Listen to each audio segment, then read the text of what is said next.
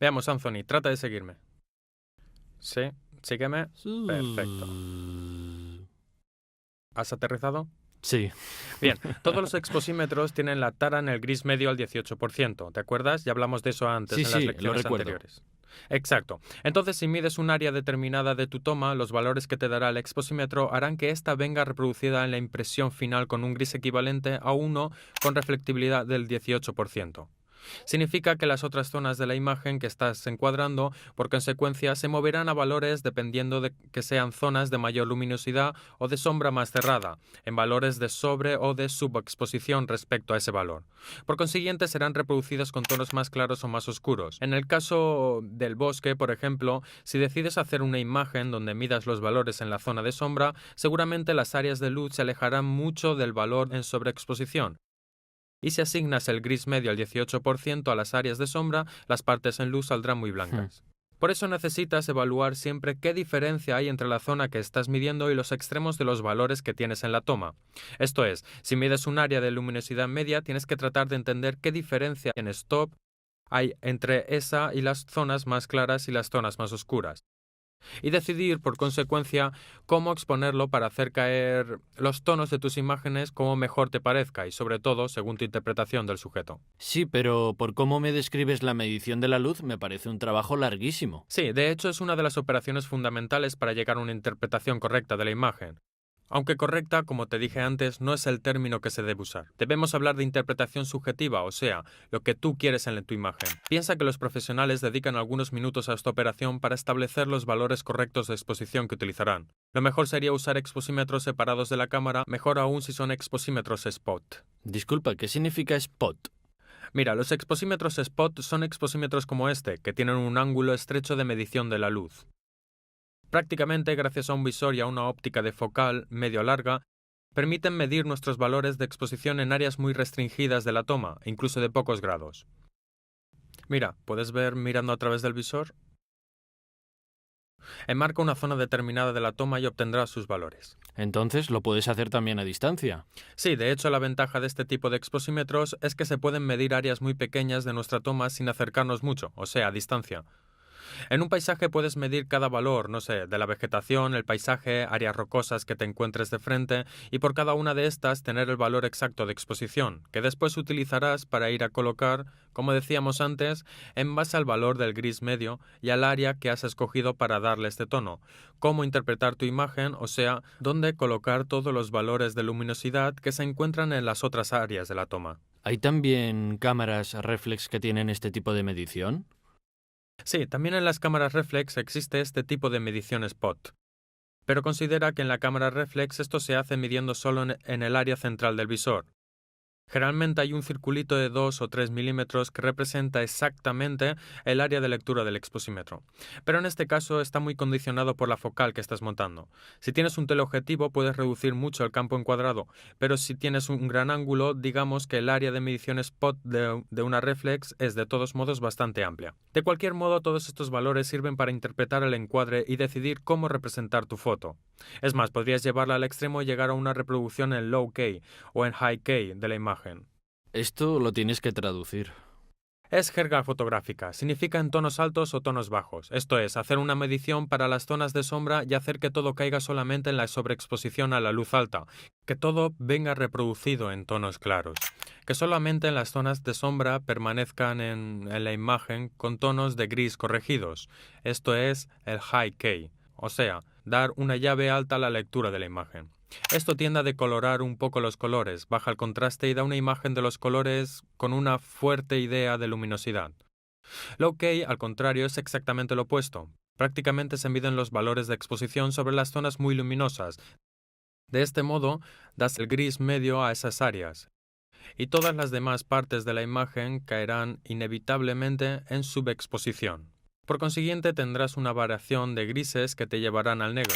Son imágenes de contraste fuerte, transmiten una gran dramaticidad a la escena. En fin, son decisiones interpretativas que se dan en base a la sensibilidad del fotógrafo y sirven para interpretar el sujeto de la mejor manera. Mira, si tomamos la situación del bosque de la que hablábamos antes, podrías dar una interpretación high-K como esta y medir los valores de exposición en las áreas de sombra, o puedes darle una interpretación low-K que es exactamente al contrario, la cual obtienes midiendo los valores de exposición en las áreas de luminosidad fuerte. Sí, entonces, como decías, debemos medir todas las áreas de la escena. Sí, de hecho debemos hacer una medición lo más exacta posible, evaluar la luminosidad en todas las áreas de la escena y tal vez unir una lectura en luz incidente de la luz reflejada. Sí, incidente, me acuerdo Sí, ya un hablamos de poco. ella. De cualquier manera, los exposímetros de los cuales hemos estado hablando, ya sea el spot externo que el interno de tu reflex, miden la luz reflejada. Esto es, miden la luz que después de haber tocado tu sujeto viene reflejada en dirección a la cámara. ¿Está bien? Este tipo de medición se ve afectada inevitablemente por las características del sujeto, sobre todo por sus características cromáticas, o sea, el color del sujeto y de reflexión. Esto implica que cuando vas a hacer la lectura, si estás fotografiando un sujeto de color negro, por ejemplo, el exposímetro lo interpreta como un sujeto gris medio que está poco iluminado. Hmm. Por consiguiente, nos sugiere de sobreexponer, y nuestro sujeto negro en la fotografía no será representado como negro, sino como gris medio, porque la tarea del exposímetro, como te dije antes, es de llevar todos los valores luminosos medidos al gris medio en la impresión final. El problema opuesto lo tenemos si fotografiamos un sujeto blanco. Si te encuentras en la nieve, por ejemplo, o si estás fotografiando una novia que tiene un vestido blanco, corres el riesgo de que tu exposímetro interprete este sujeto como un sujeto de color gris medio, pero muy iluminado. Y entonces te sugiera valores de exposición que te conducen a una subexposición de la imagen, porque lleva los valores de los tonos al gris medio. Sí, me acuerdo del tema de la nieve, ya hablamos de eso. Sí, de hecho son problemas que acarrea la lectura en luz reflejada, que inevitablemente está condicionada por las características de reflexión del sujeto que Lo fotografiamos. recuerdo. Muchos exposímetros externos, al contrario, tienen la doble posibilidad de lectura y permiten medir ya sea la luz incidente que la luz reflejada, utilizando el visor si hacemos una lectura spot o dirigiendo simplemente la célula de silicio en dirección a nuestro sujeto. Para hacer la lectura en luz incidente se necesita poner la calota blanca frente a la célula de silicio de nuestro exposímetro, que es el elemento que captura los valores de luminosidad. De esta manera se obtendrá una lectura de la luz que viene prácticamente de un ángulo de campo muy amplio y es toda la que va a llegar a nuestro sujeto. A diferencia de la luz reflejada, las características del sujeto no la afectan, porque hacemos la lectura desde la posición del sujeto hacia la cámara fotográfica. Entonces los colores del sujeto no la afectan. Si yo te fotografiara hoy que estás vestido de negro una lectura en luz incidente, no sería afectada para nada por el color de tu ropa, porque simplemente mide los valores de luminosidad presentes en la escena. Al contrario, la lectura en luz reflejada de la que hablábamos antes mide la luz que es reflejada por tu ropa y esto nos llevaría a un error. Se puede obtener un resultado similar al de la luz incidente utilizando también un exposímetro que hace una lectura de luz reflejada, pero utilizando el método de la lectura sustituta. ¿Te acuerdas? Ya hablamos de utilizar el cartoncillo gris medio al 18% Sí, me como acuerdo. reflexión. Exacto. Eso sirve para convertir una lectura en luz reflejada casi como si fuera en luz incidente. Porque al asignar el valor del gris medio 18% al cartoncillo, hacemos que todo lo que está atrás venga reproducido en los tonos exactos y en los tonos correctos que debe tener ese sujeto. Con mi reflex, ¿puedo hacer una medición de la luz incidente? Mira, tu reflex tiene un exposímetro que funciona en luz refleja. Puedes usar el método que decíamos, o sea, utilizar un cartoncillo gris. Pones entre tu sujeto y la cámara este cartoncillo gris y mides los valores de exposición correctos para el cartoncillo gris, y todo lo que está detrás del cartoncillo gris será reproducido en los tonos correctos. Resumiendo, pon el cartoncillo gris, toma los valores de exposición, lo quitas y tomas la fotografía de tu sujeto que será reproducido correctamente, o de cualquier manera tendrás los valores para la zona del gris medio si no quieres interpretar el sujeto llevándolo a sobre o subexposición. Entonces, resumiendo, ¿puedo usar un exposímetro externo para medir la luz incidente o uso mi reflex junto al cartoncillo para obtener el mismo resultado, verdad? Sí, exacto. Te obtienes el mismo resultado. Prácticamente simulas una lectura de la luz incidente utilizando el cartoncillo gris. Bien. Oye, Alejandro, también hay filtros para alterar el color, ¿verdad? No, para alterar los colores no se utilizan los filtros. Los filtros tienen otra función, corregirlos si es necesario o de mejorar el contraste de una imagen. ¿Quieres que te lo explique? ¿Por qué no? Además, vi en un catálogo que con los filtros se pueden obtener algunos efectos de verdad especiales, como cielos de color tabaco, el arco iris, las luces, puntos de luz con estrellas. Sí, los llamados filtros creativos los dejaré por el momento a un lado. Además, pienso que los filtros de verdad útiles son muy pocos y que de cualquier manera la creatividad no deba pasar por un filtro que tenga dibujado un arco iris falso. Veamos Bien. más que nada los esenciales, los útiles, y partamos de donde tú quieras. ¿Del blanco y negro? Sí, enséñame, vamos. Entonces, mira, la sensibilidad del ojo humano es diferente a la de la película. Prácticamente nuestro ojo, como decía antes, tiene una sensibilidad que va en las frecuencias de longitud de onda del azul al rojo. Obviamente no es igual en todo este arco de longitudes de onda. Es más baja en los extremos, en las longitudes de onda que corresponden al azul y al rojo, y tiene un pico en la parte central. Mira esta gráfica en forma de campana. La parte más alta es la de las longitudes de onda que corresponden al verde, mientras que la película, que es la representada por la otra línea en la gráfica, tiene una sensibilidad cromática que es más o menos, digamos, equivalente en las diferentes longitudes de onda. Por lo tanto, respecto a nuestro ojo, es mucho más sensible en las áreas del azul y del rojo, y un poco menos sensible en las áreas centrales, las que corresponden al verde. Esto da en consecuencia un resultado cromático en las fotografías que a menudo no es como la esperamos cuando vemos una escena y decidimos fotografiarla. Además, la sensibilidad de la película puede extenderse ligeramente hasta el ultravioleta, o sea, las longitudes de onda antes del espectro visible, y al infrarrojo, las que están apenas más allá del rojo. También pueden servir los filtros. Sirven para limitar la sensibilidad de la película, para no introducir inconvenientes en la fotografía porque nosotros no somos capaces de verlos. Sobre todo este es el uso de los filtros UV, pero que Hmm. esto hablaremos más adelante. De todos modos, en el blanco y negro se usan filtros generalmente de ¿Por color. qué? Aunque hagamos imágenes en blanco y negro, la tarea de la película es restituir en tonos de gris la gama tonal de la imagen que estamos fotografiando de la manera más correcta posible. Y por lo tanto, a cada color de nuestra escena debemos combinar un determinado valor de gris. Considera que hay colores como el rojo y el verde, que nosotros percibimos muy alejados el uno del otro.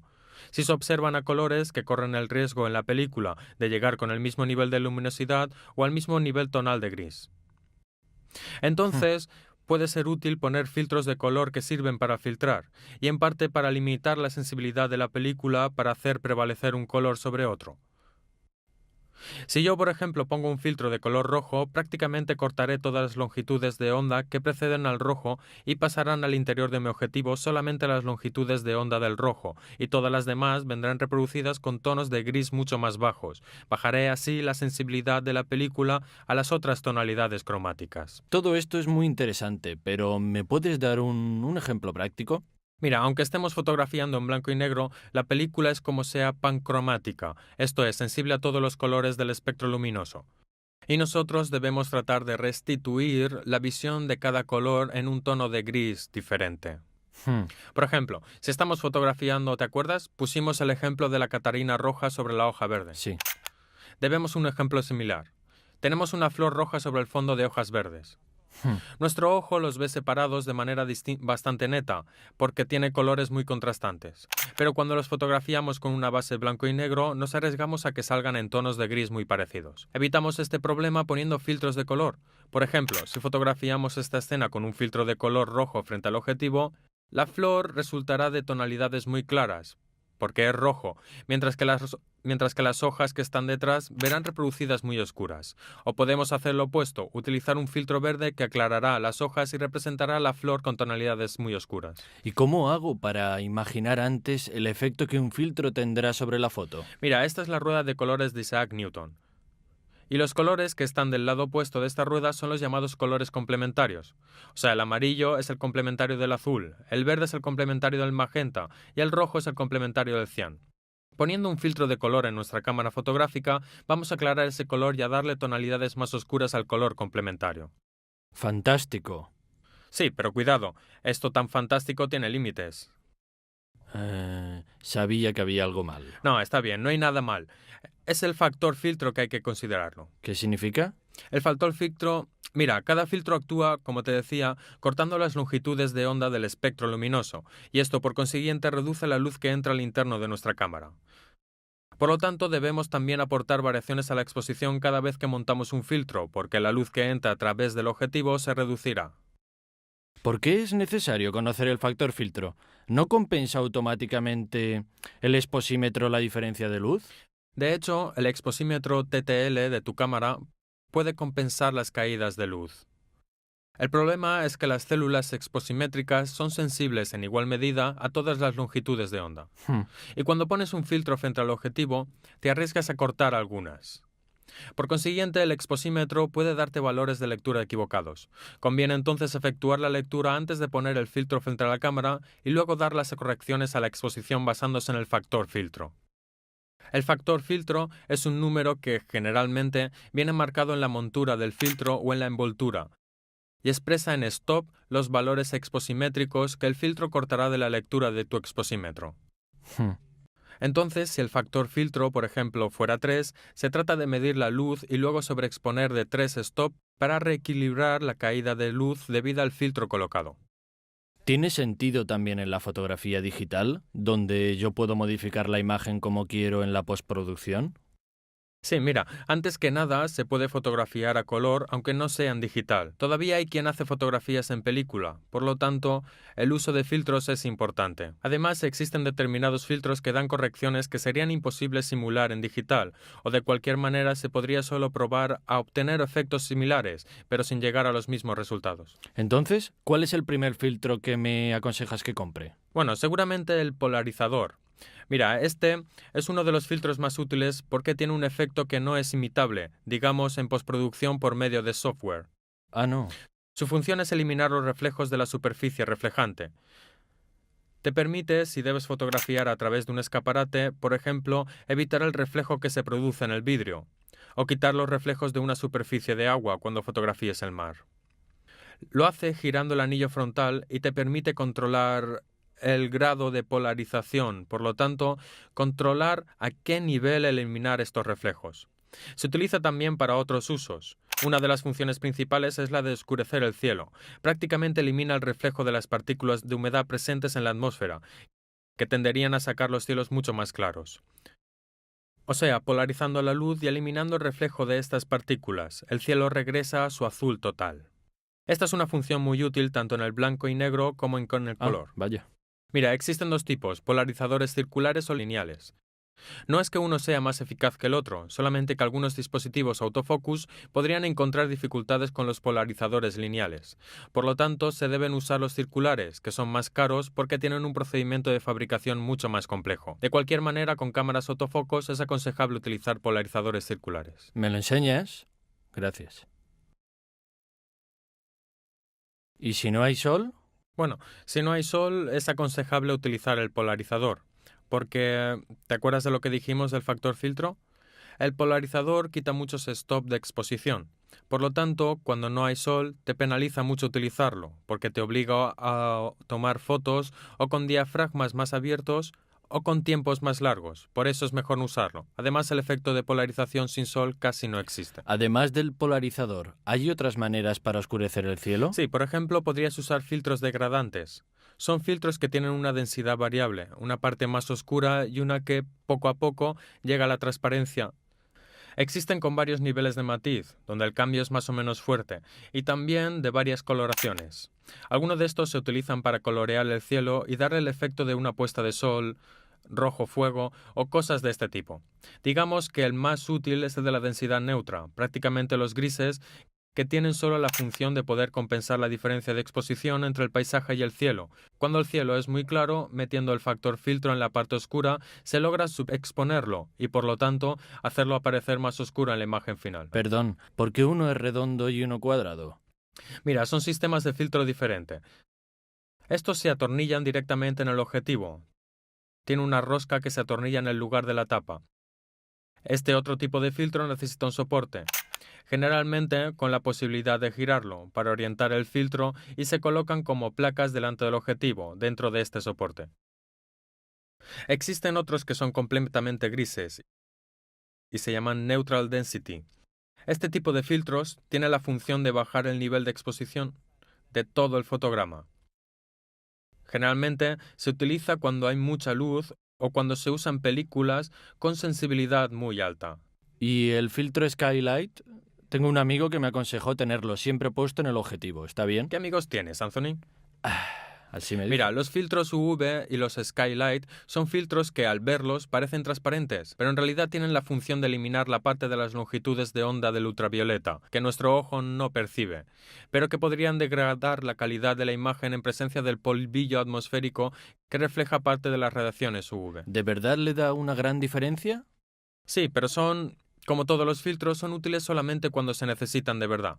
Digamos, el consejo de tu amigo de tenerlo siempre puesto no es tan acertado, porque ya estás utilizando una óptica con lentes de alta calidad, estudiadas para realizar su tarea a la perfección, y sobreponerle otras dos superficies de vidrio, que generan refracciones entre los rayos luminosos que pasan del aire al vidrio. Lleva inevitablemente a defectos y a una disminución de la calidad de la imagen. No es el mejor sistema para proteger el objetivo. ¿Y entonces cómo puedo proteger el objetivo? Seguramente te conviene protegerlo teniendo mucho cuidado cuando lo uses, y quizá te conviene montar el paraluz. Así, en caso de que se te cayera, en vez de golpear la lente al máximo, se arruinaría el paraluz. ¿Y hay otros filtros útiles? Sí, son muy útiles. También los filtros de conversión de color. ¿Recuerdas cuando hablamos del balance del blanco, de los grados Kelvin? Ah, sí. Dijimos que para el digital es importante programar la cámara para el balance correcto del blanco.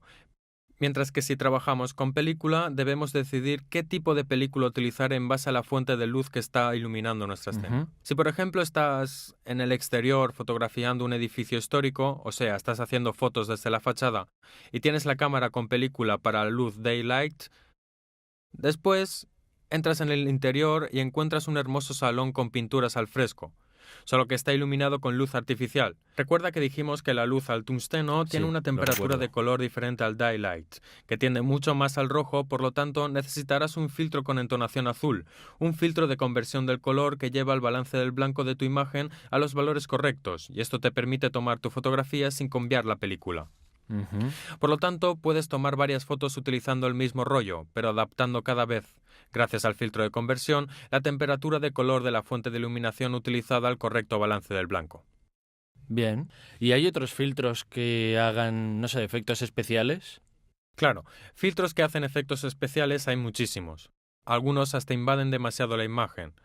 Se corre el riesgo de aburrirse pronto.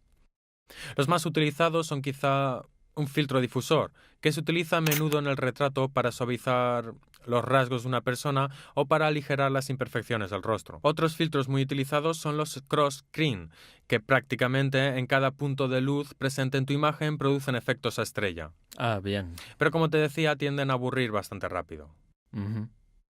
¿No hay otros? De hecho, hay un filtro particular. ¿Particular? Te permite ver a través de la ropa. ¿Dónde? Déjame verlo. Estas gafas, mira. ¿Quieres probar? ¿En serio? Claro.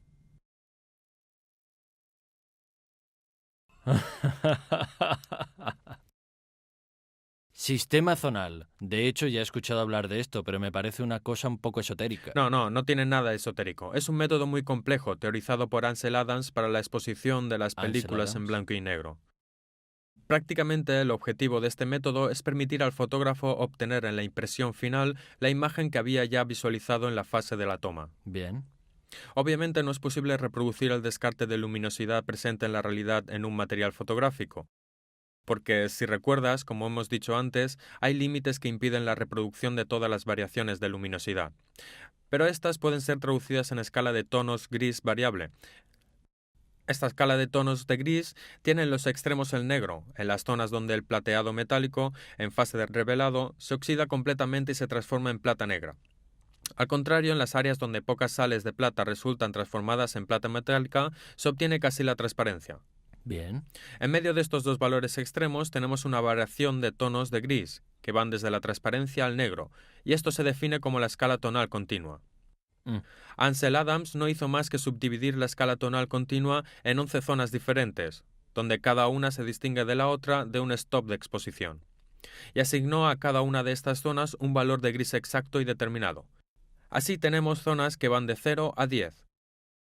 A la zona de 0 corresponden las zonas de negro, las más oscuras, mientras que a las de 10 les corresponden las zonas más claras, las de la luz completamente quemada. A mitad de esta escala está la zona 5, que es nuestro gris medio 18%, ¿te acuerdas? El valor de Sí, sí. referencia para la exposición, que además es el valor que hace de eje en la inversión entre positivo y negativo. La teoría está bien, pero la escala, en la práctica, ¿cómo se aplica? En realidad, este sistema se estudió para utilizarlo con las películas planas de gran tamaño, donde cada toma podía ser expuesta y tratada en fase de revelado por separado. Actualmente con las películas de rollo hay dificultades de operación mayores, porque cuando tienes la película en la cámara estás obligado a tomar fotos exponiendo de igual manera todo el rollo y por lo tanto a revelarlo igual. De todos modos considera que si un fotógrafo encuentra un sujeto que considera importante normalmente no hace solo una toma, prueba diferentes soluciones, desde Sí. diferentes puntos de vista, y puedes hasta hacer varias tomas y luego darle a ese rollo un tratamiento específico para utilizar el sistema zonal. De cualquier manera, en la base de todo está la decisión de dónde colocar el gris medio. O sea, no se usa la indicación del exposímetro de manera pasiva, sino que la utilizamos como información. Y somos nosotros que elegimos a qué valor tonal, a qué zona de la realidad asignar el valor tonal del gris medio al 18%. Hmm. Después miraremos las otras zonas presentes en la imagen, los otros valores de luminosidad, en qué zona irán a caer, o sea, qué valor de gris se le asignará en base a la escala tonal formulada por Ansel Adams en las 11 zonas. Obviamente se necesitará tener cuidado que partes de nuestra imagen no vayan a caer en la zona 0 ni en la zona 10, que son las zonas extremas, las de blanco extremo y las del negro total. Negro extremo. Y por lo tanto debemos tratar de evaluar el resto de los tonos de nuestra imagen. Y si eventualmente hubiera zonas de fuerte sobreexposición o de fuerte subexposición que nuestra película no logra advertir, tendremos que destinar a esas zonas una parte menos importante del encuadre o, si es posible, tratar de evitarlas. Obviamente también esta regla tiene sus excepciones. No siempre queremos excluir las partes extremas de la escala tonal. Hay fotos en las que quizá queremos que nuestro sujeto salga muy iluminado en la completa oscuridad. En este caso, entonces, no quitaremos las partes que van a caer en las zonas oscuras, los valores 0 y 1. Dejaremos un negro total con nuestro sujeto que así sale del negro. Los problemas empiezan cuando en nuestra imagen hay residuos de luminancia, o sea, luminosidad muy fuerte entre zonas de sombra y zonas de luz. Por ejemplo, un paisaje nevado donde hay árboles que dan una sombra fuerte. En este caso, la película no puede devolverlo y salimos de los valores de nuestra escala tonal. Si expones para las sombras y tratamos de volver claros los detalles en la sombra, inevitablemente quemaremos las luces. Si expones para las luces, inevitablemente todas las zonas de sombra irán a caer al negro total. Entonces, no hay una solución. Bueno, en realidad existe una solución, porque el sistema zonal, como te decía antes, es un procedimiento que comprende la fase de exposición, pero también la de revelado. Por eso, en este tipo de casos, en la fase de exposición, vamos a sobreexponer nuestra imagen para después subrevelarla en la fase de revelado, para bajar el contraste y ampliar la gama dinámica de nuestra película. Se puede verificar también la situación opuesta, o sea, quizá tener un día nublado donde no hay gran descarte de luminosidad entre las zonas iluminadas y las de sombra, porque el sol está tapado por las nubes. En este caso, querremos aprovechar al máximo la latitud de exposición de nuestra película y, por lo tanto, reaccionamos de manera totalmente opuesta. En la fase de exposición, subexponemos para luego sobrerevelar en fase de revelado, de manera que aumente el contraste, aprovechando así las 11 zonas y tener una imagen que vaya del blanco al negro. De este modo, exageraremos más las sombras y exaltaremos más las partes de luz.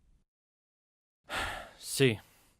Por suerte, todo esto del sistema zonal, hoy, con el digital quizá ya no es actual. No, al contrario, aún es actualísimo. Mira, es verdad que el sistema zonal nació con la película, sobre todo con las películas planas, pero todavía se usa mucho con el digital, a causa de todos los conceptos concernientes a la parte expositiva, sobre todo la filosofía de exponer la fotografía, escogiendo dónde poner los tonos y dónde hacer caer las áreas de la exposición. También la cuestión de la que hemos hablado, o sea, de excluir las zonas extremas de nuestra imagen, es válida ahora en el digital. Además, utilizando los archivos RAW, podemos en fase de exposición sobre o subexponer para luego en fase de postproducción obviamente no lo haremos en la cámara oscura, sino frente al Claro. ordenador, regular los archivos en consecuencia y ampliar o reducir la gama dinámica de nuestra imagen. Con Photoshop. Claro.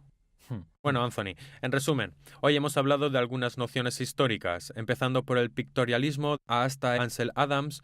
Hemos visto el trabajo de los paisajistas italianos de finales del siglo XIX, luego hemos afrontado el tema de la exposición utilizando la luz natural en diferentes horas del día, diferentes condiciones climáticas como lluvia, nieve y cielos tempestuosos. Hemos visto las dificultades exposimétricas, alguna noción sobre la latitud de exposición y hemos introducido el concepto de zona tonal. Yes. Ahora podrías probar a hacer algunos ejercicios buscando un paisaje y fotografiándolo bajo diferentes condiciones climáticas. Un día con el sol, en alto, para que tengas contrastes muy fuertes, sombras netas y luces quemadas. Trata de contenerlo utilizando las indicaciones que te he dado sobre la postproducción y sobre la exposición en el momento de la toma. Luego regresa cuando haya una situación completamente opuesta, un día muy nublado, así tendrás un contraste muy limitado y tendrás que tratar de ampliarlo actuando al contrario, esto es, para aprovechar de la mejor manera la gama dinámica de tu sensor. De hecho, ya elegí el lugar. Después te cuento cómo me fue. Venga, Anthony, entonces, ¿por dónde empezamos? Arreglemos alguna foto que hayas hecho, alguna bonita. ¿Por cuál quieres Esta de empezar? aquí. ¿Esta del estanque? Sí. Vale, doble clic. ¡Badán! Ah, pero está torcida. Sí. Sí, ¿no? Hmm. Empecemos a rotar la imagen. El comando adecuado se encuentra en este menú. Sí. Menú imagen. Hay varios comandos. El que nos interesa en este menú es rotar lienzo. Rotar lienzo, como ves, hay otra serie de posibilidades. Podemos rotar el lienzo 180 grados, 90 grados en sentido horario, 90 en sentido inverso a las agujas del reloj y luego podemos voltear lienzo horizontal o vertical. ¿Qué quiere decir voltear? Pues voltear significa que es como una imagen en un espejo, ¿no? Lo que estaba a la derecha va a la izquierda porque la imagen se refleja. Vale, vale. Como tener un negativo y mirarlo desde el otro lado. Vale. Puedes voltear el lienzo tanto en horizontal como en vertical. Y eso Bien. es todo. Entonces, en este caso, debemos ir 90 grados en sentido inverso a las agujas del reloj. Ahí va. Entonces la imagen ya estaría arreglada así, más o menos. Pero te enseñaré otras cosas también. Pongamos que hacemos unas cuantas rotaciones más. Volteamos en horizontal y luego también lo volteamos en vertical. Vale, ahora es totalmente incorrecta. Sí. ¿Por qué te estoy enseñando estas cosas? Porque quiero explicarte cómo se hace para deshacer. A ver, cada vez que nosotros hacemos una operación sobre la imagen de Photoshop, decimos que la imagen cambia de estado. O sea, ya no está en la condición en que estaba anteriormente. Cambia de condición. Estos cambios de estados están memorizados en la historia de la imagen. Y podemos volver atrás, a través de esta historia, como si fuese una especie de máquina del tiempo. Pero hay un problema. El número de estados que podemos editar no es infinito. Es limitado. ¿Y cuántos son estos estados? A ver, en realidad no existe un número finito de estados. Puedes elegir cuantos quieras. Pero Photoshop empieza con una serie de ajustes predefinidos que nosotros podemos editar si queremos. El número de estados que se memoriza es de 20, porque aumentar el número de estados significa ocupar más recursos del sistema, por lo que el ordenador sería mucho más lento.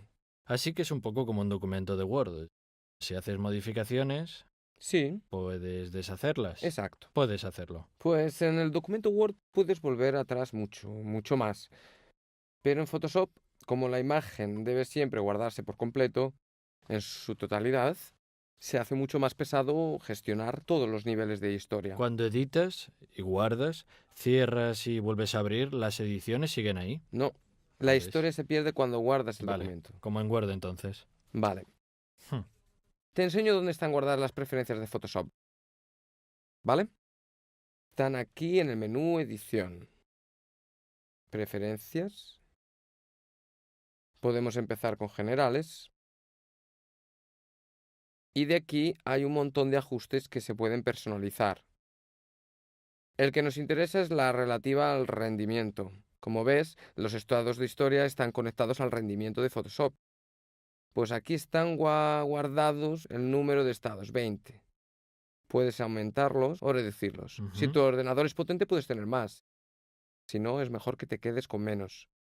Vale, dejémoslo tal y como está y sigamos adelante. Yo quería enseñarte cómo se navega en la historia, cómo podemos ir hacia adelante y hacia atrás, ¿vale? El primer modo es a través del menú. Entonces, si vas a edición, verás que hay deshacer, que nos permite deshacer la última Sí. operación. Vale, y volvemos al estado anterior. Pero antes te enseño ya cuál es la manera de hacerlo mediante el teclado. Sí. Control Z, vale. Control Z deshace la última operación, pero una particularidad es que si vuelves a hacer Control Z, no das otro paso más, sino que vas un paso adelante. Es decir, una vez vas hacia atrás, una vez hacia adelante. Es raro, porque la misma tecla hace dos cosas distintas. Vale, es muy simple, porque cuando nosotros hacemos una edición, con la misma tecla podemos valorar si era mejor antes o después. Hmm. Entonces, siempre en la óptica del trabajo rápido, tenemos la misma tecla, pues con Control Z vemos el antes y vemos el después. Creo que es mejor así. Hmm. Sí. Pero acuérdate que también hemos volteado la imagen. Sí. Entonces queremos dar otro paso atrás. Ujú. Entonces, ¿cómo lo hacemos? O vamos a edición, paso atrás, o, como ves en el mismo menú, Alt, Control, Z. Entonces, Alt o Control, Z, otro paso atrás. Vale. Así tenemos la imagen rotada 90 grados, como antes, pero no volteada horizontalmente. Vale. Recapitulemos. Control Z nos enseña la última operación, antes y después, repetidamente. Para volver atrás, se sigue haciendo Alt, Control, Z, o si no, vamos a ver el panel de la historia, donde está. ¿Ves aquí arriba? Aquí está, ¿lo ves? Este de aquí. Cuando hacemos clic, Ah. se abre Sí, y esta es la pero historia de lo que viéndolo hemos así no hecho. se sabe que... Exacto. Esta estructura, este layout del CS3, ha sido diseñado para maximizar el espacio de trabajo. Así, lo que ya conocemos lo hacemos desaparecer, de manera que tengamos más espacio para nuestro documento. Pero si no somos bastante expertos, podemos utilizar las ayudas. Aparte de que si nos paramos con el ratón encima de cualquier icono, aparece la descripción, pero debes imaginarte estos paneles como si fuesen cajones. Entonces podemos sacar. Ah. Así también ves la descripción. Cuando ya eres más experto, ¿qué haces? Ciérralo todo. Vale. Y tienes todo el espacio para trabajar. Vale. Pues como ves, todos los cambios de estado han sido guardados en el panel de historia, ¿vale? Hay una descripción de las operaciones que hemos realizado y la primera de la lista es la imagen original, tal como estaba cuando la hemos abierto, Sí. ¿vale? Entonces ya podemos movernos a través del panel en la historia. Vale. Aquí estamos. Bueno, Anthony, como habrás notado, la imagen ahora ya no está volcada como antes. Correcto. Pero si te fijas en la línea de este muro del agua, Sí, está un poco torcido. está ligeramente inclinada. Ocurre a menudo, no es un problema, ¿vale? Podemos decir a Photoshop que realice las rotaciones precisas en grados. Vale. ¿Cómo se hace? Es muy simple.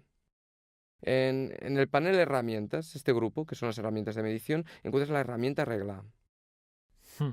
La regla, por definición, ¿qué hace? Mide, nos ofrece la posibilidad de medir las distancias. Vale. En Ujú. Photoshop, los elementos que están en la barra de opciones son las distancias. Pero, otra cosa, también nos permite medir los ángulos. Ajá. ¿Ves? Aquí hay un ángulo, aquí, definido en la barra de opciones. Entonces, podemos medir el ángulo de la línea del agua, ¿vale? Que en este caso es de 3,8 grados. Y luego le hacemos hacer la rotación exacta de ese número de grados. ¿Cómo se hace? Vamos a imagen, rotar lienzo, arbitrario. Ah. Mira, estos grados han sido copiados por Photoshop automáticamente. Aquí. Luego nos ofrece la posibilidad de hacer una rotación en sentido horario o inverso a las agujas del reloj. En este caso horario. Vale, ahora la línea del agua está recta. Sí, pero la imagen está torcida. Tienes razón, está torcida. Esto depende de la estructura de la imagen digital. Ahora te explico cuál es el motivo y por qué las cosas funcionan de esta manera. Alejandro, he encontrado mi camino. Mira que tengo, mis fotos. ¿Cuál sería tu camino? La fotografía de paisaje. Pero no seas demasiado duro, ¿eh? No, al Demasiado contrario. crítico. Soy muy Te sensible, has ¿eh? hecho, como sea, has progresado, Anthony, ¿Lo hay dices en serio? mejorías. Sí. Pero mira, el paisaje es un tipo de fotografía que necesita una gran precisión técnica. En fin, hay algunas cosas ¿Cuál es? quizá que se pueden mejorar. Como aquí. Mira, hay luces un poco quemadas, sombra un poco cerradas. En fin, quizá todavía se pueda perfeccionar algo en la exposición. ¿No lo crees? Sí, ya entendí. Voy a tirarlas. Pero, ¿no me detienes? No, anda, bebe.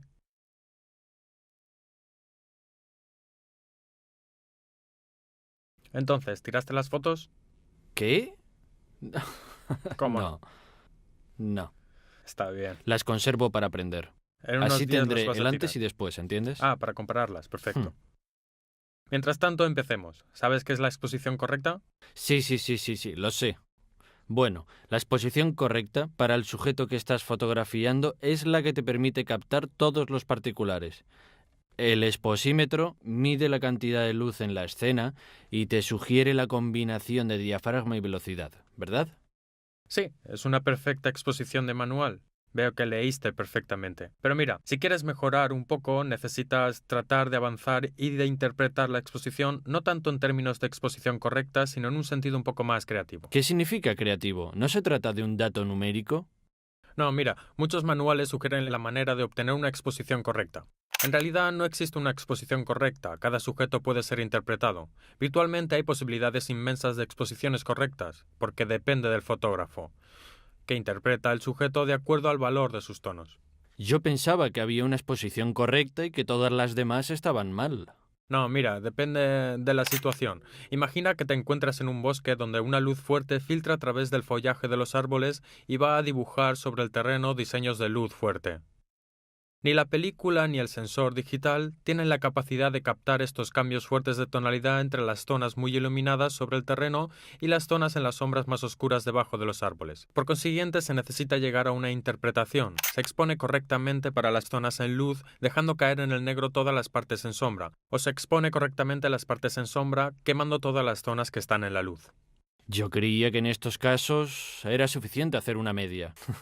Sí, no, bueno, la media es más o menos como decir, si pongo la cabeza en el congelador y los pies en el horno, tendré una temperatura media óptima para mi cuerpo. En realidad se necesita entender que los valores medios muy a menudo no son suficientes para cubrir la gama entera de tonos presentes en la escena. Es como una manta corta que se tira de un lado y del otro y no alcanza para cubrir todo. Por lo tanto, es el fotógrafo que interpreta sin moverse hacia los valores de sombra y olvidarse de las luces, o ponerse con la exposición correcta en los valores de luz alta olvidándose de las sombras. Sí, pero si no puedo exponer correctamente las zonas de sombra y las zonas de luz alta, ¿qué puedo hacer? Bueno, es exactamente aquí donde interviene la creatividad del fotógrafo. Aprender a evaluar tus imágenes y tus enfoques en términos expositivos. Si en el caso del bosque con luces fuertes y sombras muy netas decides dar la exposición correcta para las luces, seguramente en tu composición darás mayor importancia a las partes de la escena que están muy iluminadas y harás caer en zonas menos importantes o aparecer menos las zonas de sombra. Al contrario, si decides exponer para las sombras, serán las zonas de luz altas quemadas las que tendrán que ocupar un lugar menor en tu fotograma, o al menos no en zonas significativas. En fin, el concepto es que la exposición correcta no se mide, se decide. Sí, pero ¿no te parece un poco extrema esta posición? Podría parecer. Considera que el exposímetro es de cualquier manera un instrumento mecánico que nos da datos. Pero es la sensibilidad del fotógrafo que debe filtrar estos datos, y a través de su sensibilidad debe interpretarlos y utilizarlos de la mejor manera para dar a la imagen el resultado final que quiere obtener. Y aquí entra el tema de la creatividad. Sí, es exactamente aquí que entra a colación la creatividad del fotógrafo. Interpretará los datos que nos da el exposímetro por medio de la propia sensibilidad para llegar a una imagen donde haya una nueva exposición tonal de la imagen que se quiere. Y por consiguiente, la pregunta final no es cuál es la exposición correcta, sino dónde quiero que caiga el gris medio. Exacto, el tema del gris medio. Oye, ¿puedes explicármelo mejor? ¿Quieres una aclaración? Sí, gracias. Está bien, entonces ahora hablaremos. Entonces, el exposímetro no tiene nada que ver con el color, ¿verdad? No, el exposímetro tiene que ver con la reproducción correcta de los valores tonales de una imagen. El color es otra cuestión. Ah, entonces, ¿Por qué siempre en mis fotos salen mal los colores? Por ejemplo, las de casa a menudo están muy amarillas. ¿Ves? Por eso se necesita introducir el concepto de temperatura de color. Hmm, Para ser sí. más precisos, la luz visible a nuestro ojo está constituida de varias longitudes de onda.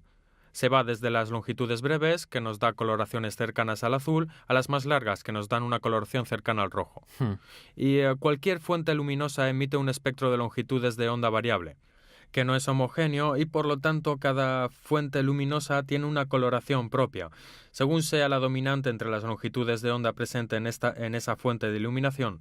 La luz doméstica, por ejemplo, está constituida en su mayoría por longitudes de onda muy amplias y por consiguiente da una coloración roja. ¿Estás diciendo que cada fuente de luz tiene un color dominante?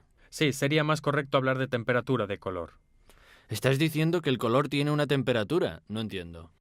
Sí, piensa en un pedazo de metal negro. Si empiezas a calentarlo, ¿qué sucede? ¿Se vuelve rojo? Y si lo calientas más, ¿Amarillo? blanco, hasta llegar a los tonos de azul. Mira, los científicos han tratado de asociar la temperatura a la que se calienta un cuerpo con el color de la luz que este cuerpo emite a esa temperatura determinada. Ujú. Para hacer este experimento se utilizó la escala de Kelvin, diferente a la Celsius, que normalmente se usa en España. Prácticamente esta escala parte del cero absoluto, o sea, 273 grados bajo cero. Ah, Entonces, si tomamos un cuerpo e iniciamos a calentarlo progresivamente, este tomará primero las coloraciones del rojo, a las temperaturas más bajas, y después, conforme aumenta la temperatura, pasará por el amarillo, el verde, hasta llegar al azul, a las temperaturas más altas. Las fuentes luminosas entonces vienen clasificadas en base a la dominante cromática que emiten basándose en la temperatura de color que tienen. Por ejemplo, la luz doméstica tiene una temperatura de color de 2900 grados Kelvin, mientras que a la luz diurna se le da el valor de referencia de 5600 grados Kelvin. Existen fuentes de iluminación que emiten a temperaturas más bajas, como una vela o la luz de la tarde, cerca de la puesta del sol, que es entre 1800 y 2000 grados Kelvin. Y fuentes con temperaturas más altas, por ejemplo, un cielo nublado o cubierto que emiten en el azul y tiene una temperatura de color de 8000-9000 grados Kelvin. bien. Esto lo entendí todo. Pero, ¿qué tiene que ver con la fotografía? Mira, en la fotografía esto es importante. Todos los soportes fotográficos, ya sea película o digital, deben ser tratados para una determinada temperatura de color, porque nuestro ojo tiene la capacidad de adaptarse a las variaciones de los colores cromáticos. Pero en fotografía esto no es posible, y por lo tanto existen películas tratadas para la luz daylight, o sea, para la luz diurna, que funcionan correctamente, esto es, reproducen los tonos de blanco correctamente a una temperatura de 5600 grados Kelvin. Al contrario, existen soportes para luz de tungsteno, por ejemplo, que es la luz doméstica, y logran reproducir el blanco correctamente a una temperatura de color de aproximadamente 3000 grados Kelvin. Lo mismo vale para el digital, donde nosotros ajustamos en el anillo de ajuste del balance del blanco la temperatura de color de la fuente luminosa que estamos utilizando. Mi reflex tiene el balance del blanco automático. ¿No puedo dejarlo siempre prendido y ya? Sí, el balance del blanco automático funciona bien en la mayor parte de los casos, sobre todo en las reflex más modernas. Pero considera que si tomas la foto en RAW, esto lo puedes hacer porque en postproducción tienes la posibilidad de pequeñas correcciones para adaptarte a la temperatura cromática correcta. Si al contrario tomas en JPG, quizás sea aconsejable ajustar la temperatura de color correcta para la fuente luminosa que estás utilizando. ¿Y en la videocámara funciona igual? Sí, también en la videocámara es importante hacer el balance del blanco. Puedes hacerlo en automático, también con la videocámara, o utilizar el balance del blanco manual, con una operación que se hace también con la cámara fotográfica. Se trata de apuntar cuando se pasa de una fuente luminosa a otra. Por ejemplo, pasando de una toma en el interior a una en el exterior. Entonces tienes que volver a hacer la calibración de balance del blanco y se trata de apuntar la videocámara hasta encuadrar un sujeto blanco. Y después decirle a la cámara que eso es blanco. Así vendrá tarada la temperatura del color y todos los demás colores presentes en la escena serán reproducidos correctamente. Esto vale tanto para la fotografía como para las tomas con videocámara. Bien. Hasta ahora hemos hablado de un montón de aspectos técnicos, que seguramente experimentaré porque son muy interesantes. Pero ahora necesito un consejo sobre qué objetivos utilizar, sobre todo para la fotografía del paisaje. Dime. ¿Es verdad que el mejor objetivo para usar en la fotografía del paisaje es el gran angular? ¿Quién te ha dicho eso? A que fue el mismo amigo del filtro frente al Sí, objetivo, ¿verdad? fue él. No, mira, el gran angular es un objetivo que se utiliza mucho en la fotografía de paisaje, pero no siempre es el más indicado. Depende del uso que se hace de él. Si estás fotografiando, por ejemplo, una cadena montañosa, te arriesgas a tomar una foto donde tengas un primer plano muy exaltado. Las montañas estarán muy lejos, las verás muy pequeñas. Además, te arriesgas a incluir en el encuadre detalles indeseados. El uso idóneo del gran angular es otro. ¿Cuál? Prácticamente el gran angular tiene la función de exaltar la perspectiva, lograr exaltar el primer plano y diferenciar los varios planos de la imagen. Es importante entonces poner un elemento en primer plano cuando se usa el gran angular, sobre todo en la fotografía del paisaje. Si nos interesa exaltar las cosas que están en primer plano, es útil usarlo, si no, cada sujeto tiene la focal más idónea. ¿Cuál, por ejemplo? Si estás fotografiando, como decíamos antes, una cadena montañosa a distancia, conviene utilizar una focal, quizá un telemedio, que te permita acercarte mucho a los sujetos y dar una impresión de mayor magnitud en las montañas, porque saldrán reproducidas en dimensión más grande en tu foto y dará, por lo tanto, menos importancia al primer plano. En fin, el objetivo que debes usar depende de tu sujeto y sobre todo de cómo quieres que salga en la fotografía. Perdona, ¿me quitas una duda? Hablando de teleobjetivos, la mayor parte son largos, porque yo he visto uno corto, rechoncho. También en medio, en vez de ser transparente, parece una rosquilla. ¿Qué tipo? ¿Qué es? Creo que te he entendido. Te refieres a los objetivos catadióptricos. Son objetivos que tienen un esquema óptico particular, que sirve para contener las dimensiones. Prácticamente se puede obtener una focal larga con un objetivo de dimensiones físicas reducidas respecto a las que serían necesarias. Y esto hace utilizando, además de las lentes, espejos en el interior del sistema óptico. Por consiguiente, los rayos luminosos recorren un trayecto de ida y vuelta en el interior del esquema óptico y esta especie de rosquilla que se produce en la lente frontal se debe al espejo secundario que sirve para reflejar los rayos nuevamente en dirección de la película. Son muy ligeros y de dimensiones contenidas con respecto a un verdadero teleobjetivo, pero en cambio nos dan, digamos, una calidad más baja respecto a un teleobjetivo de verdad, porque el sistema óptico no es tan preciso y porque nos obligan a llegar a un acuerdo. En cuanto que tienen una luminosidad constante, no es posible variar la apertura del diafragma por su conformación particular. Esto puede crear problemas en condiciones de poca luminosidad o de fuerte luminosidad, o también cuando se quiere controlar la profundidad de campo de la imagen que estamos tomando. Y otra cosa no menos importante es que en lo desenfocado nos dan un resultado totalmente diferente a los otros objetivos, porque en vez de producir círculos de desenfoque por su conformación con este espejo en la lente frontal, producen muchos circulitos pequeños en las luces desenfocadas, efecto que algunos consideran agradable, pero que, vamos, no es lo mejor como imagen. Bien. Digamos que no te aconsejo comprarlo, es mejor si compras un verdadero teleobjetivo. Aunque cueste más, seguramente vale la pena, porque no necesita, por ejemplo, para el paisaje comprar teleobjetivos superluminosos, porque no estás haciendo fotografía deportiva y por lo tanto no tienes la necesidad de bloquear sujetos en movimiento rapidísimo, como podría ser un atleta que está saltando con pértiga. Y si después necesitas tiempos más rápidos, puedes subir la sensibilidad de la cámara digital o utilizar películas de sensibilidad más alta.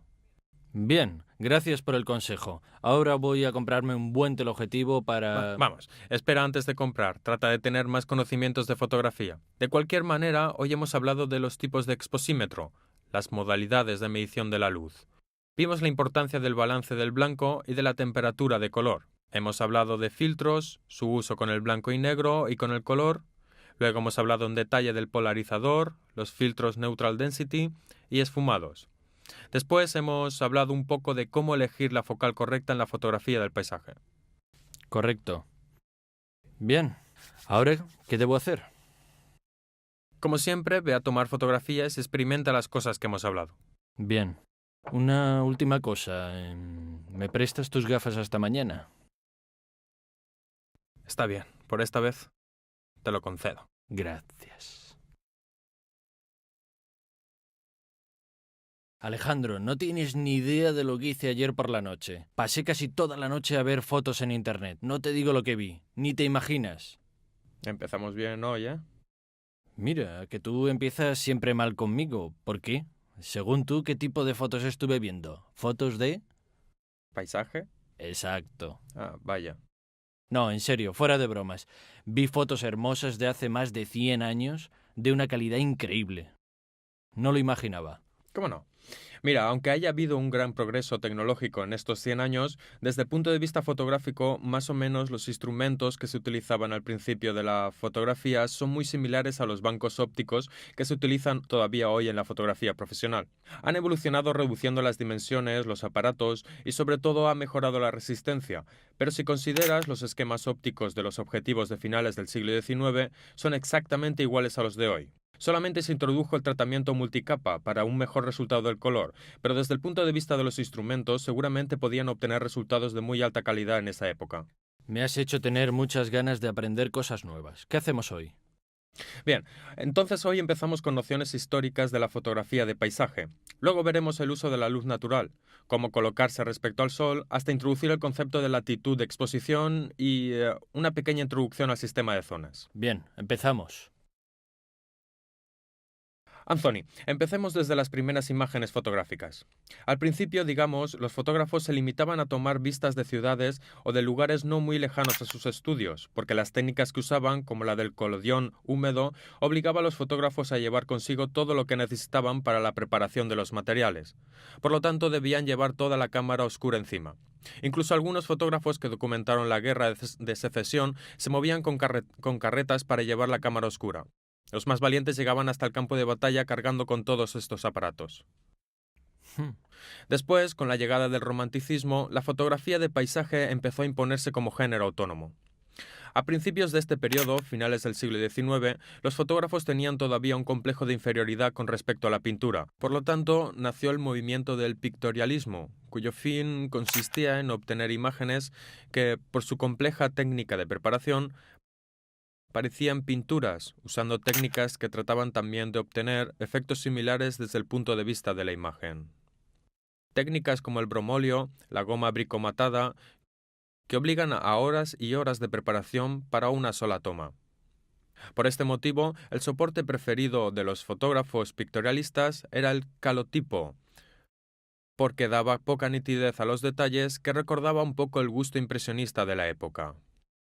Entre los fotógrafos paisajistas más famosos están Legrey, Henry Pitts Robinson, Ray Lander, pero también muchos rusos un poco menos conocidos por nosotros, como Visnakov y Bulgak. ¿Y algunos más? Por ejemplo, en Italia no debemos olvidar las exposiciones importantes que se llevaron a cabo en Turín en 1898 y 1902. Además, en 1904 empezó la publicación de la revista Fotografía Artística, que siguió hasta 1917.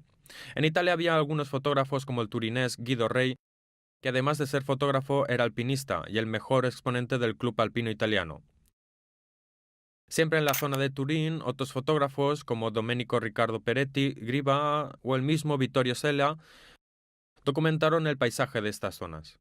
Turín era una ciudad muy fotográfica. Sí, ha sido una de las ciudades, digamos, de fines del siglo XIX, principios del siglo XX, donde la fotografía era muy activa y también el cine. El cine italiano nació en Turín. Otros exponentes piamonteses, como Secondo Pia, también... ¿Es el que fotografió la síndone y descubrió que se trata de un negativo? Sí, es él el que fotografió la síndone. Y no solo, era también un conocido fotógrafo paisajista. Piensa que recorrió los paisajes piamonteses y valdostanos en una carreta tirada por bueyes, documentando no solo las bellezas paisajísticas, sino también las rurales y del paisaje humano de esta zona. También hablaste de Vittorio Sella. Sí, Vittorio Sella, también piamontés, para ser exactos de Biella, uno de sus trabajos más importantes fue la documentación de la expedición del duque de los Abruzos en 1909 al Karakuro. Pero cámaras tan pesadas a esa altura. Sí, bueno, era una expedición muy bien organizada, con cargadores que ayudaban a los fotógrafos con los equipos. Y mientras tanto, ¿qué pasó con el pictorialismo? Mira, el pictorialismo se basa en dos conceptos, quizá equivocados. Primero, que la fotografía debería imitar las artes mayores, y sobre todo que existían las artes mayores. Luego, en 1903, con la creación de la revista Camera Work de Stiglitz y otros fotógrafos, se trata de crear el concepto de la fotografía como instantánea, como el mejor instrumento para documentar la velocidad de cambio de la contemporaneidad. Y por lo tanto, la rapidez de visión de este arte lo coloca como un arte moderno. Y para ti, Alejandro, ¿quién fue el más grande de los fotógrafos paisajistas? Establecer quién ha sido el más grande no es fácil. De cualquier modo, seguramente entre los paisajistas, Ansel Adams ha sido un punto de referencia. Además de ser un gran fotógrafo, fue un gran teórico de la fotografía. Publicó muchos libros, de los cuales el más famoso es El negativo, en donde teorizó el sistema zonal. Luego, junto con Edward Weston, Imogen Cunningham y Van Dyke, fundó el grupo fotográfico F64. F64. Sí, es una apertura del diafragma, F64. Los objetivos profesionales utilizan aperturas de diafragma que llevan hasta estos valores. Considera que 22 es una apertura media en estas ópticas, y el grupo fundado por Ansel Adams tenía como objetivo alcanzar la máxima calidad, sobre todo desde el punto de vista de la nitidez, calidad que se obtiene exactamente utilizando la basculación de los bancos ópticos y también las cerraduras extremas del diafragma hasta F64. ¿Y alguien más? Bueno, entre los fotógrafos que han trabajado en el paisaje, seguramente uno de los más importantes es Franco Fontana, famoso por sus paisajes de colores intensos y líneas esenciales. Otro podía ser Giacomelli, que al contrario exageraba los contrastes hasta volver sus paisajes casi abstractos. También Luigi Ghirri, que trabajó con colores muy tenues e imágenes de tonos enrarecidos, casi oníricos. Y el mismo Berengo Gardin, aunque es un fotógrafo que se encuentra un poco más a mitad entre fotógrafo paisajista y de reportaje, y que trabajaba con una Leica con telémetro, como Henri Cartier-Bresson, y aún hoy es fiel a la fotografía en película. Pero me falta un nombre, el tuyo. Tú no estás entre estos grandes. Está bien, todavía no. Dentro de poco verás que... Bueno, entonces espero. Lo que noto en estas imágenes es el uso de la luz. Parecen cuadros, pero solo estaba el sol. Sí, considera, sobre todo para el fotógrafo paisajista, el sol es el pincel que tiene a disposición para retratar los paisajes. Piensa en los cuadros de los impresionistas, por ejemplo Monet, que volvía en diferentes estaciones y a diferentes horas del mismo día a retratar el mismo sujeto representándolo cada vez de diferente manera. ¿Crees que yo también puedo probar? Sí, no solo puedes probar, debes hacerlo para no conformarte nunca con la primera impresión. Debes regresar varias veces al mismo lugar, tratar de entender el sol, cambiando su posición, cambiar las sombras en el sujeto y la reproducción tridimensional del objeto mismo. Entonces, la regla ten siempre el sol atrás ya no vale. Esa es una regla del principiante absoluto. Digamos que es la regla que te ayuda a obtener fotos de postal correctas.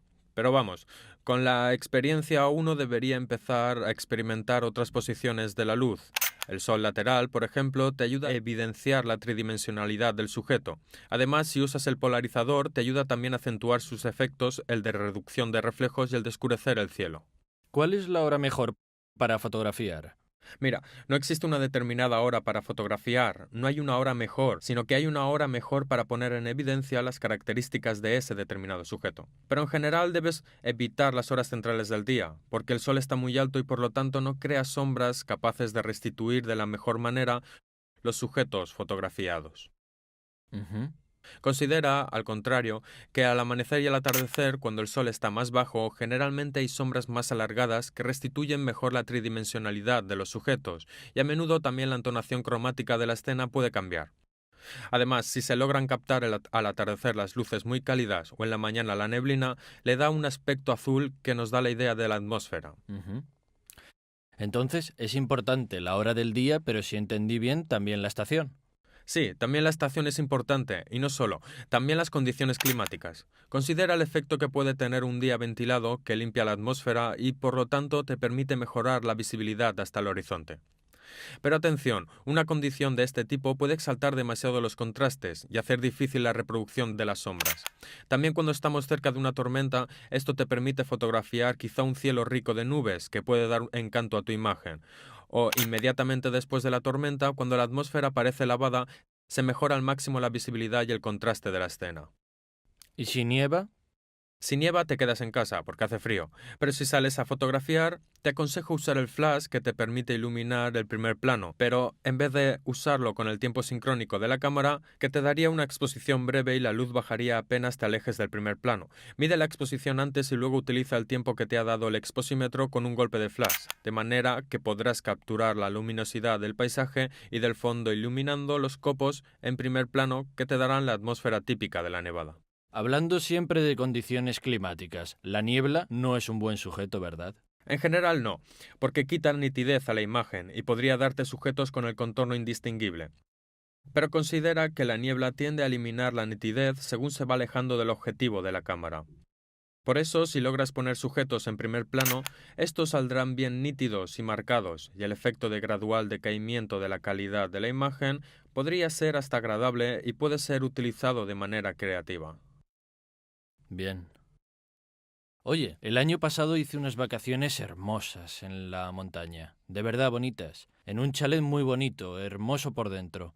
Quería hacer una foto donde se viera fuera de la ventana el paisaje y dentro a las personas que quería fotografiar. Solo que no me salía. O dentro era todo perfecto y fuera era clarísimo, quemado, como dices tú, Quemado. o al contrario, todo fuera era perfecto y dentro era todo oscuro. Completamente. ¿Qué hago para balancear las cosas? Sí, mira, esto es debido al hecho de que no es que tu exposímetro se equivocara, pero haciendo una lectura media ponderada daba la preferencia a uno de los dos aspectos, o al interior o al exterior. Por lo tanto, no te permitía reproducir correctamente ambos. ¿Y cómo se hace? En realidad hay dos métodos para poder obtener una completa legibilidad, ya sea en las zonas de sombra en primer plano que en el fondo iluminado. Puedes utilizar un golpecito de flash para aclarar el primer plano de manera que lo lleves al valor que te da el exposímetro del segundo plano, que está muy iluminado. También puedes utilizar la técnica del HDR en postproducción si trabajas en digital. ¿HDR? HDR es una técnica que se llama High Dynamic Range. Sí, ¿qué es? Sirve para ampliar la gama dinámica de tu sensor y por lo tanto le permite captar la latitud de exposición extendida en condiciones de este tipo. ¿Es algo que viene en la cámara o aparte?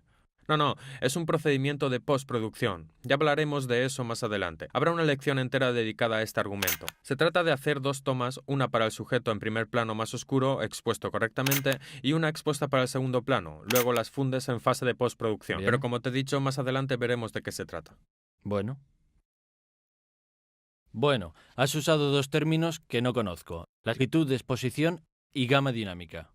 Sí, de hecho todavía no hemos hablado de eso. Latitud de exposición es la capacidad de un soporte, ya sea película o sensor digital, de capturar detalles en sobre o subexposición y devolverlos con el exacto valor tonal. Considera que cada soporte tiene la capacidad, además de la exposición indicada en el exposímetro, de ir en sobre o subexposición, manteniendo una correcta reproducción de las tonalidades de la imagen, pero hasta cierto límite. Pasando este límite se va irremediablemente o a las luces quemadas o a las sombras demasiado cerradas, en el negro completo. La diferencia entre estos dos márgenes extremos la llamamos margen de error. Esto es, un fotógrafo al exponer puede permitirse de sobre o subexponer dentro de este margen. Según el soporte utilizado puede variar la latitud de exposición. Considera que para las películas negativas, ya sean a colores o blanco y negro, es bastante amplia y por lo tanto en general permite a los fotógrafos reproducir de manera bastante correcta hasta los contrastes fuertes. Mientras que la diapositiva es mucho más limitada y se necesita ser más exactos en la exposición. ¿Y los sensores? También sobre los sensores la latitud de exposición tiene límites. Generalmente son inferiores a los de las películas negativas, pero son siempre superiores a las diapositivas. En el digital existe la posibilidad de incrementar la gama dinámica con otros métodos. Perdón, ¿la gama dinámica?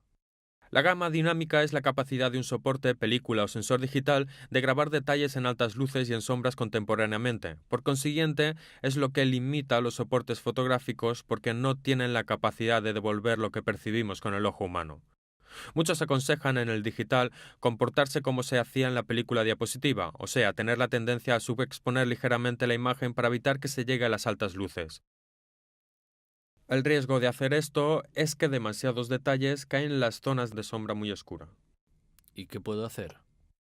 Lo ideal sería comportarse como se hacía con la película negativa, o sea, sobreexponer lo más posible la imagen pero sin ir a tocar las altas luces. Ten cuidado, quizá observando inmediatamente después de la toma la gráfica, el histograma de la imagen, teniendo cuidado que no haya en el lado derecho de la gráfica líneas verticales que significarían la pérdida de algunos detalles de nuestra imagen en las altas luces, por lo tanto no representarlas en la imagen correcta. O sea, si no quiero quemar las altas luces, el gráfico debe tener forma de campana sin líneas verticales a la derecha. ¿Pero qué significa sí? Claro que no las quiero quemadas. En ciertas situaciones podemos hacer entrar en el encuadre altas luces completamente quemadas. ¿Recuerdas cuando hablamos de la exposición en contraluz para dar un efecto más dramático a la imagen? Sí. A veces, si se pone el sol en el encuadre, podemos obviamente también representarlo como luz quemada. Si esto se representa como blanco en la imagen, no es un problema, al contrario, contribuye a la creatividad de nuestra imagen. Lo mismo que si fotografiando en la noche metemos un farol o una fuente de luz, también esta puede ser representada como completamente blanca. La diferencia es que debemos evitar llegar a las luces quemadas cuando fotografiamos objetos o sujetos que deben tener un detalle, como por ejemplo un muro blanco o el vestido de una novia. En este caso necesitamos hacer que la luz no sea quemada y que nos dé la sensación de la trama del material. Bien. De cualquier manera, en el digital, como dicen los autores americanos, se necesita exponer a la derecha expose to the right. Significa... Expose to the right. Perdona, es verdad que eres un perfeccionista. Pequeña lección de inglés, pero está bien. Quiere decir tratar de concentrar la mayor parte de los detalles de nuestra imagen en la parte derecha del gráfico del histograma. Pero así todas las fotos me saldrán claras. Sí, de hecho las imágenes que saldrán de tu cámara serán muy claras, pero en fase de producción, sobre todo utilizando el archivo RAW, iremos a oscurecerlas ligeramente para aumentar la gama dinámica. Es como si aplicamos el sistema zonal de Ansel Adams al digital. Tengo la fuerte impresión de que la postproducción es una cosa muy, muy importante. Hola, Hey, hola. ¿qué haces? Miro esto. Pero vaya, tú también. Pero mira, ¿no son buenas? Pues efectiva. Mira esta, mira esta. No está mal, no está mal. ¿Y aquí, qué es lo que has hecho? Esta está un poco torcida. Eso, La debo hacer de nuevo. Qué poco me gustará ¿Qué va? ir allí. Nada de volverla a hacer. Yo te enseño cómo se hace. Tampoco hace falta repetir una foto así. ¿Me puedes echar una mano? Claro, ¿En serio? venga, apártate. Entonces venga, Ya te venga, enseño. enséñame. Veamos, antes de empezar, hablemos un poquito de lo que haremos en esta Sí. lección. Vale, nos ocuparemos de fotos de paisajes. A menudo las fotos de paisajes tienen pequeños problemas. Como estas. Como estas. Puede ser que hayamos hecho un encuadre demasiado ancho porque estábamos muy lejos y no teníamos la óptica adecuada. Ocurre algo, no podemos cambiar el objetivo a tiempo, sacamos fotos así como está. O igual vamos rápido, la sacamos un poco torcida que no va muy bien. Vale, todos estos problemas se resuelven con Photoshop. Es decir, que no hace falta volver al lugar del crimen. Bien. Vale.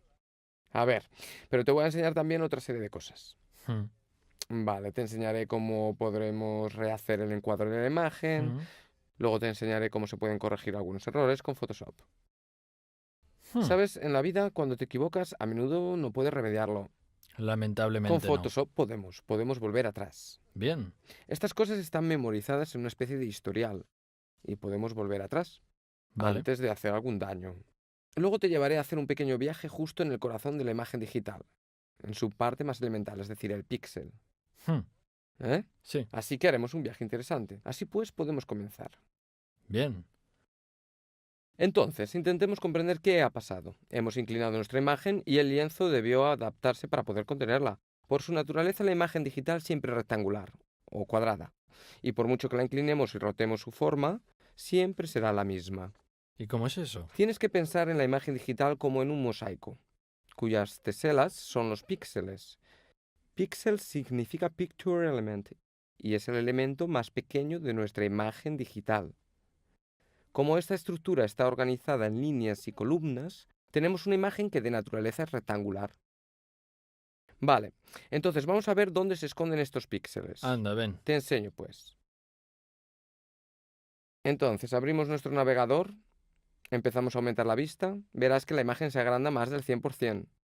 Sí. Empiezas a ver la estructura de los cuadritos, empiezan a ser visibles. Y aquí está, esta es nuestra imagen digital. Un mosaico de píxeles, ¿lo ves? Ah, sí. Pequeños cuadraditos. Exacto. Los píxeles de la imagen fotográfica son cuadrados. En el vídeo pueden ser rectangulares. Cada píxel solamente tiene un color. Y los píxeles están organizados en líneas y columnas. Vale. Ahora librémonos del espacio blanco que no nos sirve, ¿vale? Ya te enseñé cómo recortar la imagen. Ahora te voy a enseñar cómo se puede recortar la imagen. Vale. Existe una herramienta específica, la herramienta recortar, que está aquí en el panel herramientas, que puedes abrir también con el teclado, con la tecla C. ¿Cómo funciona? Muy simple. Es suficiente con arrastrarla sobre la imagen y el área más oscura será la que será cortada. Vale. Mientras, el área más clara en el centro del cuadrado de las líneas punteadas es lo que quedará después del corte, ¿vale? Hacemos doble clic y la imagen será recortada. Aquí está. Entonces, ahora la imagen está recta y sin esos bordes blancos que no nos hacían falta. Te voy a enseñar también otro par de cositas. Podemos configurar el corte arrastrando el principio. Luego podemos moverlo al interior de la imagen. Posicionarlo donde queramos. Podemos inclinarlo también. Pero nosotros hemos corregido la inclinación mediante el otro sistema. Entonces, en este momento, no nos hace falta cortarlo y podemos utilizar estas asas para cambiar la perspectiva del corte. ¿Ves? Entonces, cuando tú me hablabas del hecho de rehacer la foto porque no te gustaba el encuadre, porque estabas demasiado lejos, en realidad el problema ya no existe. Vale. Puedes hacer un corte como quieras. Tu imagen tendrá una nueva perspectiva. Bien. Vale, Anthony. Te enseño otro par de curiosidades sobre la herramienta recortar. Como ves en la barra de opciones hay una serie de parámetros. Tú puedes elegir oscurecer o no, como estés más cómodo para trabajar, el área de recorte. Puedes decidir también en qué porcentaje oscurecería, quizás no quieres verla, así ya te figuras cómo será tu corte. O puedes hacerla muy clara. Luego, si te apetece, también puedes cambiar el color del área que será cortada. ¿Me sirve para algo en concreto esto? ¿Sabes si hay un dominante color negro? Entonces quizá no puedas distinguir entre negro y negro. Si cambias el color verás dónde termina la imagen. Vale. Todos estos detalles nos permiten personalizar cada herramienta. De todos modos, es interesante esto de recortar. Claro, y en esta clase hemos visto muchas cosas interesantes, ¿no? Hemos visto cómo rotar la imagen, hemos aprendido cómo utilizar la herramienta recortar, cómo realizar rotaciones exactas y hemos visto también la estructura de la imagen digital para comprender un poco mejor lo que estamos haciendo. Pero esta herramienta nos reserva otras sorpresas. Tú empieza a practicar con lo que hemos aprendido hoy y luego en la próxima lección te enseñaré algún otro corte, aún más refinado, que podemos realizar siempre con la herramienta recortar. De acuerdo.